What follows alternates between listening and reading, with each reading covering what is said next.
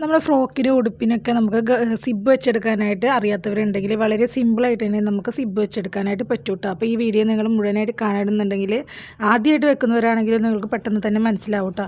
അപ്പോൾ നമ്മൾ ഒരു ഗൗണിൻ്റെ സിബ്ബാണ് ഞാൻ വെക്കുന്നത്. അപ്പോൾ അതിൻ്റെ സെൻറ്റർ ബാക്ക് കഴുത്ത് സെൻറ്റർ മടക്കിയിട്ട് നമുക്ക് സെൻറ്ററിലൂടെ ഒരു മാർക്ക് കൊടുക്കാൻ കേട്ടോ. ലൈനിങ്ങുള്ള തുണിയാണെങ്കിൽ ലൈനിങ്ങും കൂടി പിടിപ്പിച്ചതിന് ശേഷം ഇതേപോലെ സെൻറ്ററിലൊരു മാർക്ക് കൊടുക്കുക. എന്നിട്ട് ഒരു 4 ഇഞ്ച് ഗ്യാപ്പ് ഇട്ടുകൊണ്ട് രണ്ട് സൈഡിൽ ഇതേപോലെ ഒന്ന് മാർക്ക് ചെയ്ത് കൊടുക്കുക കേട്ടോ.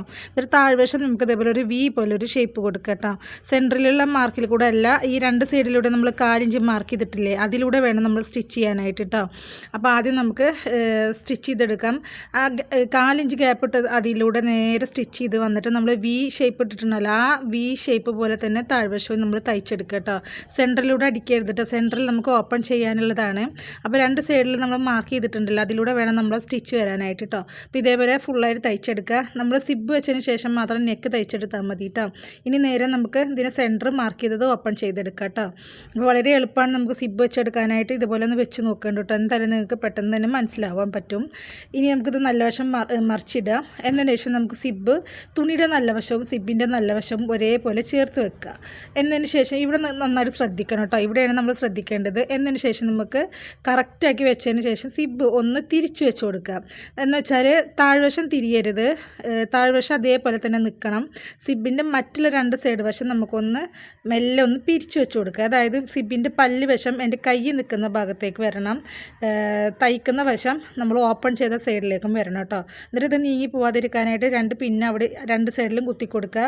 നമ്മൾ മുകൾ വശം മാത്രമേ തിരിച്ചു കൊടുക്കാൻ പാടുള്ളൂ, താഴ്വശം ഒരു പിരിച്ചിൽ പോലെ അവിടെ തന്നെ നിന്നോട്ടെ കേട്ടോ. അത് നിങ്ങളൊന്നും ചെയ്യണ്ട, അത് നമുക്ക് തയ്ച്ച് മറിച്ചിടുമ്പോൾ ശരിയാവും കേട്ടോ. എന്നിട്ട് നമ്മൾ സൂചി കുത്തിയത് മാറ്റിയിട്ട് ഇതേപോലെ മെല്ലെ നന്നായിട്ട് ആ പല്ലിനോട് ചേർത്ത് തയ്ച്ചെടുക്കുക കേട്ടോ. അപ്പോൾ നമുക്ക് ഫൂട്ട് മാറേണ്ട ആവശ്യമൊന്നുമില്ല, സാധാ ഫൂട്ടിൽ തന്നെ നമുക്ക് തയ്ച്ചെടുക്കാനായിട്ട് പറ്റും.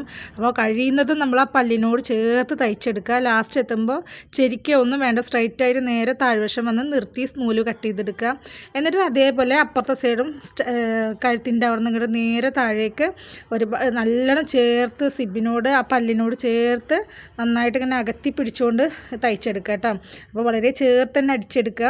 അപ്പോൾ നമ്മൾ താഴ്വശം അതേപോലെ പിരിഞ്ഞ് അവിടെ ഇരുന്നിട്ട് അതൊന്നും നിങ്ങൾ ചെയ്യേണ്ട കേട്ടോ, ഒരു പിരിച്ചിൽ അവിടെ ഉണ്ടാവും. എന്നിട്ട് അതേപോലെ നേരെ ലാസ്റ്റ് വരെ എത്തുന്നവരെ തയ്ച്ച് അവിടെ വെച്ച് നൂല് വെട്ടിയെടുക്കുക കേട്ടോ. ഇത്രയേ ഉള്ളൂ നമ്മൾ സിബ് വെക്കാനായിട്ട്. ഇനി നമുക്ക് ആ പിരിഞ്ഞ ഭാഗം അങ്ങോട്ട് ഉള്ളിലേക്ക് മറിച്ചിട്ടിട്ട് നമ്മൾ സിബ് മുകളിലേക്ക് കയറ്റി കഴിഞ്ഞാൽ നമ്മൾ സിബ് വെക്കൽ കഴിഞ്ഞു. നല്ല പെർഫെക്റ്റ് ആയിട്ട് തന്നെ സിബ് കിട്ടിയിട്ടുണ്ട്. പിന്നെ ഒരു കാര്യം കൂടി ഞാൻ പറയട്ടെ, നമ്മൾ സിബ് വെക്കുമ്പോൾ ഡ്രസ്സിൻ്റെ അതേ കളർ സിബ് തന്നെ വാങ്ങാനായിട്ട് ശ്രമിക്കുക കേട്ടോ. വീഡിയോ ഇഷ്ടപ്പെടുകയാണെന്നുണ്ടെങ്കിൽ ലൈക്ക് ചെയ്യാനും ഷെയർ ചെയ്യാനും മറക്കരുത് കേട്ടോ.